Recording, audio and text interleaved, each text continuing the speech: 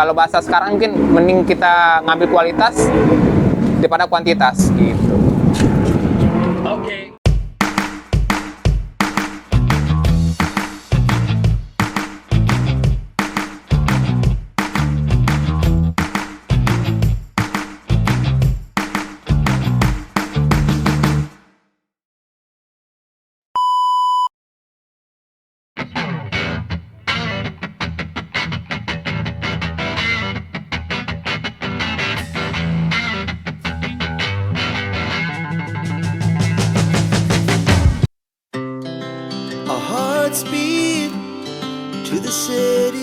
Bismillahirrahmanirrahim. Warahmatullahi wabarakatuh. Perkenalkan, nama saya Rahmat. Teman-teman biasa panggil Ame.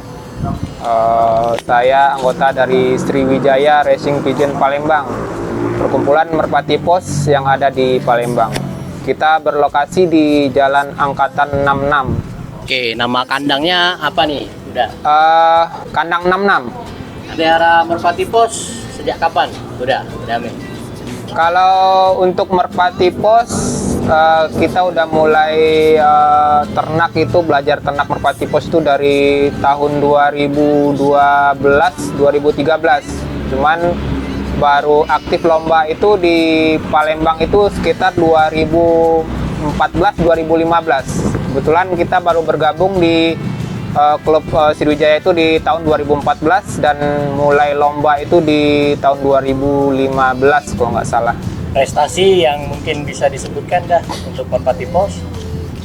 Kalau untuk prestasi ya alhamdulillah sih, pencapaian yang paling kita anggap itu paling bagus lah itu di tahun 2020 itu kita punya burung bisa tembus Medan 1000 kilo. Alhamdulillah. Yang lainnya mungkin ada burung-burung lomba di Bukit Tinggi, Pekanbaru, lomba Bandung juga kita pernah juara total pos juga. Kalau dilihat ini kayaknya udah Ame juga kandang 66 ini memelihara merpati hias ya. Ya, apa namanya? Dulunya sih basicnya sebenarnya main di burung hias, merpati hias. Awal-awal dulu piala burung itu di merpati hias. Baru kemudian main burung pos. Kenapa tertarik di dunia merpati pos sudah? Kalau kenapa dibilang kenapa tertarik sih, pada dasarnya kalau kita udah hobi burung sebenarnya kayak merpati gitu loh. Biasanya apapun yang berhubungan dengan merpati itu pasti kita senang. Nah, kalau untuk merpati pos sendiri itu mungkin kita ada sebuah tantangan atau sebuah kesenangan ketika burung kita itu bisa pulang lomba dalam jarak ratusan bahkan ribuan kilo. Nah, itu luar biasa ketika kita bisa mendapatkan burung atau mencetak burung yang mungkin di luar logika nggak bisa gitu loh. Cuman burung itu bisa pulang dalam jarak ribuan kilo. Itu kan luar biasa. Kalau untuk cerita sedikit tentang rawatan harian, pakan apa sih yang biasanya di kandang 66 ini digunakan untuk kasih makan ke burung-burungnya? Kalau untuk pakan sendiri sih sebenarnya umum ya, artinya nggak ada pakan khusus, itu dibilang wajib. Semua tergantung kepada kemampuan kita. Cuman untuk di kami sendiri, untuk merpati pos itu kita mewajibkan itu harus ada pakan campuran biji-bijian seperti jagung, padi, kemudian millet. Kalau ada tambahan mungkin beras merah, kacang tanah, sama kacang hijau. Itu pun kalau dibutuhkan sih. Kalau untuk pakan wajib ya jagung, sama padi, sama beras merah sudah cukup sih sebenarnya. Kalau untuk apakah ada perbedaan antara merpati yang sedang dibreeding sama yang lomba udah untuk pakannya sendiri? Kalau untuk pakan sendiri antara penerbang sama burung indukan yang lagi kita breeding pasti ada perbedaannya. Karena untuk ternak itu sendiri kan dibutuhkan pakanan yang mungkin komposisinya itu yang bisa gampang dicerna oleh indukan. Karena nantinya kan merpati ini kan dia sistemnya indukan itu menyuapi anakannya. Nah, ini indukan butuh pakan yang gampang dicerna untuk bisa langsung di suap ke anakan. Kalau kita di merpati istilahnya disebut meloloskan anakan. Kalau untuk usia merpati yang untuk latihan Biasanya kalau di kandang 66 kita mulai dari usia di berapa bulan? Ini kalau untuk latihan kandang atau ngawang di kandang itu kita mulai mungkin di sekitar umur 2 bulan itu burung udah bisa ngawang dan latihan untuk mengenali kandang atau mengenali lingkungannya. Kemudian kalau untuk istilahnya untuk burung udah mulai latihan wajib untuk sebelum lomba, nah itu mungkin tergantung lombanya. Kalau untuk lomba jarak pendek mungkin di usia 5 atau 6 bulan udah mulai bisa dilatih. Nanti ketika umur 6 atau 7 bulan dia udah mulai bisa ikut lomba.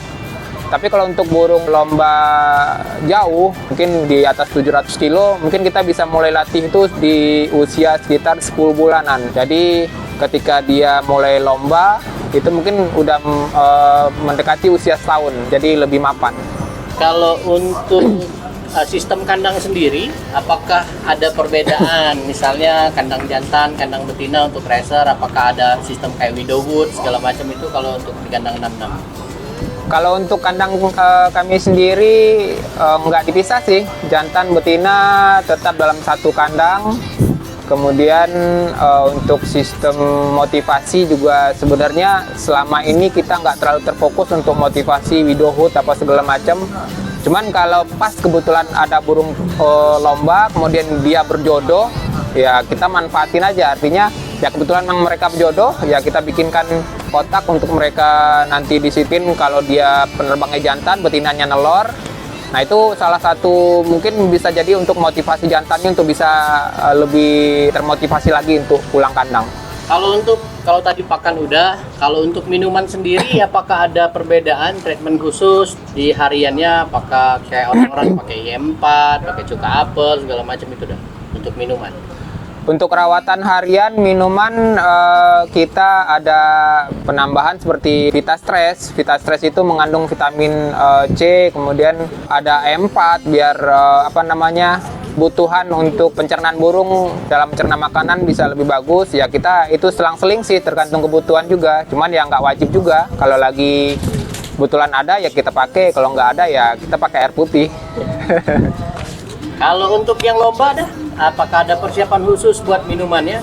Khusus untuk lomba kita ada suplemen khusus, baik untuk minum, suplemen untuk penambah tenaga, kita ada pakai beberapa produk. Ini kan banyak sekali kayaknya merpati hiasnya, terus juga banyak merpatinya. Apakah di sini juga udah menawarkan pik-piknya untuk dijual gitu?